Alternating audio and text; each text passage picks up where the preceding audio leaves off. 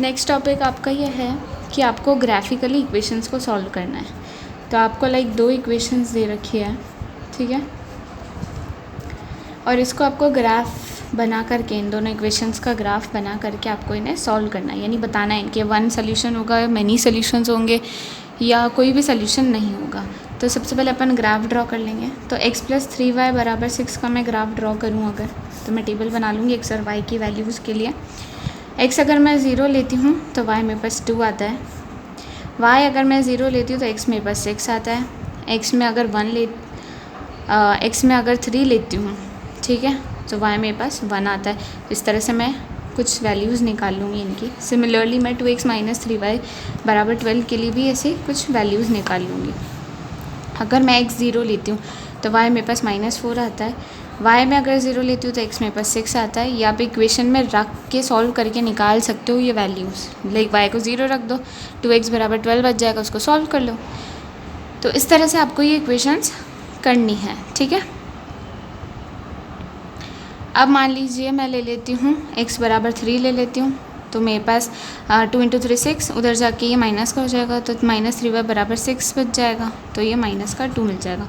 तो 3 पॉइंट मिल गया। मैं ग्राफ प्लॉट कर लेती हूँ इनका।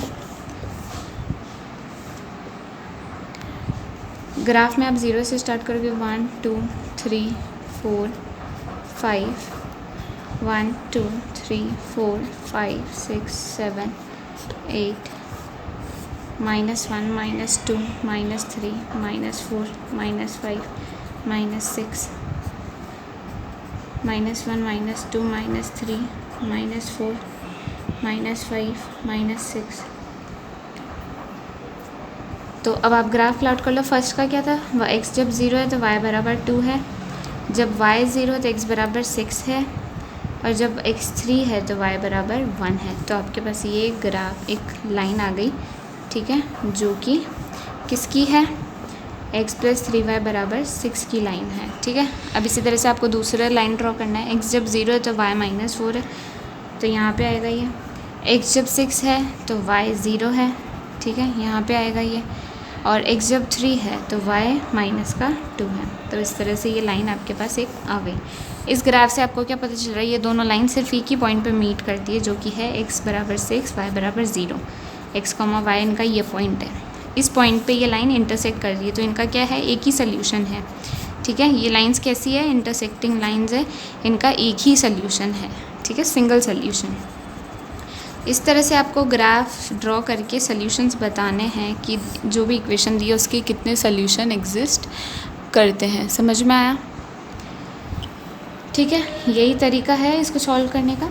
एक और तरीका क्या है, जब आपको इक्वेशंस दियो और ग्राफिकली ड्रॉ करने नहीं बोला, तब आप कैसे उसका सोल्यूशन, नंबर ऑफ़ सोल्यूशन निकालोगे, वो हम देखते हैं। उसके सोल्यूशन देखो कैसे निकलेंगे। सबसे पहले पेयर ऑफ लाइंस ले लो कुछ, x - 2y = 0, 3x + 4y - 20 = 0, ठीक है। अब आपको इसमें क्या है, आपको कोई भी 2 इक्वेशन हो वो इस फॉर्म में दे रखी होगी, a1x + b1y + c1 = 0, a2x + b2y + c2 = 0, ठीक है। जहाँ a1 क्या होगा, x का कोफिशिएंट, b1 y का कोफिशिएंट, c1 आपकी कांस्टेंट है। इसी तरह से a2 b2 और c2 भी होगा, ठीक है। अब अगर आपको यहाँ से क्या करना है, 3 चीज़ें निकालनी है आपको इसमें, a1/a2 का रेशो, b1/b2 का रेशो, c1/c2 का रेशो, ठीक है। अब इन रेशोज़ को कंपेयर करना है, ये तीनों आपको यहाँ फाइंड आउट करना है।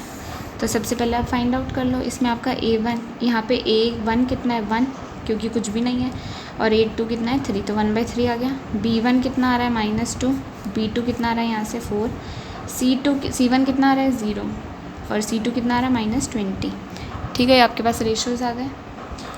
अब अगर आपका a1/a2 is not equals to b1/b2, तो लाइंस कैसी होगी, इंटरसेक्टिंग लाइंस होगी, और इंटरसेक्टिंग लाइंस होगी तो उनका कितने सोल्यूशन आएगा, 1 सोल्यूशन आएगा उनका, ठीक है। एग्जैक्टली 1 सोल्यूशन, यानी यूनिक सोल्यूशन, एक इकलौता सोल्यूशन उसका एग्जिस्ट करेगा। ये एक केस हो गया। दूसरा केस है आपका, 2 इक्वेशन ली आपने, ठीक है।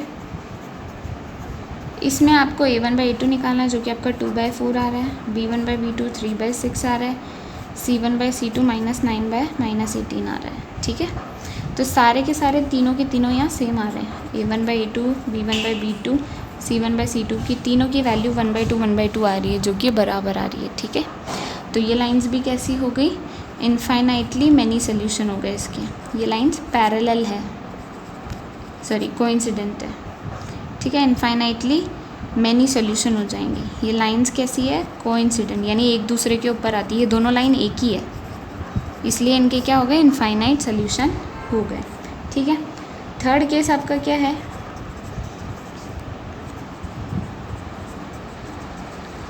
यहाँ आपको अगेन वही A1/A2 B1/B2 निकालना है। तो A1/A2 1/2, B1/B2 2/4, C1/C2 -4/-12। इनमें से आपको ये लिखने। अब आपके यहाँ A1/A2 और B1/B2 तो बराबर आ रहे हैं, ठीक है, पर ये दोनों C1/C2 के बराबर नहीं आ रहे, क्योंकि ये तो 1/3 आ रहा है, ये दोनों 1/2 आ रहे हैं। डिवाइड करोगे काटोगे इसे तो ये 1/2 ही आएगा, पर ये 1/3 आ जाएगा। ठीक है, तो ये केस हो गया इस बार, ये केस हो गया। इसका मतलब क्या है, कोई भी सोल्यूशन नहीं है। ये लाइंस कैसी है, पैरेलल लाइंस, और पैरेलल लाइंस है तो वो ऐसे एक दूसरे के साथ साथ चलेगी, तो उनका कभी भी कोई सोल्यूशन आएगा ही नहीं, इसलिए इस केस में नो सोल्यूशन। तो आप बिना ग्राफ ड्रॉ करे भी पता लगा सकते हो कैसे आपको ये तीनों रेशो निकालने होंगे बस।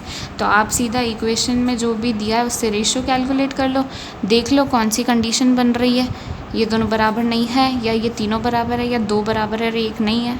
तो इन तीन केस बनेंगे, इन तीनों केस में तीन तरीके की लाइंस बन जाएगी, इंटरसेक्टिंग लाइंस, पैरेलल लाइंस और कोइंसिडेंट लाइन। ठीक है, इन तीनों से आपको इस रेशो से पता चल जाएगा कि आपका जो इक्वेशन गिवन है, दो इक्वेशन, वो कौन सी है।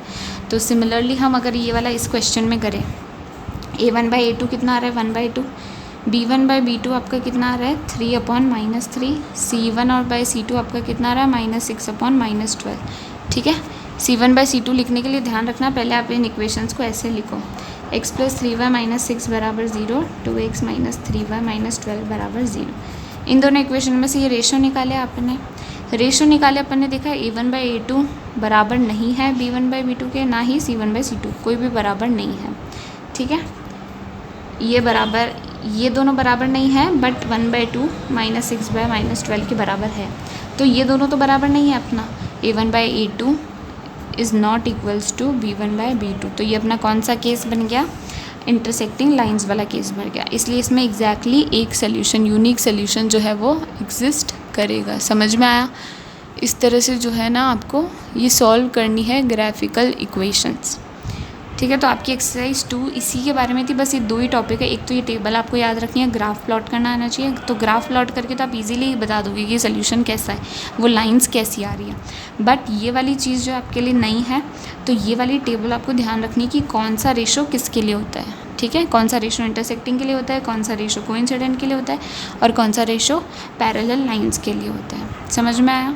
इसके बाद आप बस ये दो ही टॉपिक थे आपके, इसमें आप एक्सरसाइज 3.2 सॉल्व कर सकते हो इसमें अब आप। ठीक है, काफ़ी इजी है ये 3.2 एक्सरसाइज। कहीं कहीं आपको इक्वेशन बनानी भी पड़ सकती है, तो वो अपन पहले पढ़ के आए हैं, इक्वेशन अपन कैसे बनाते हैं वर्ड प्रॉब्लम से।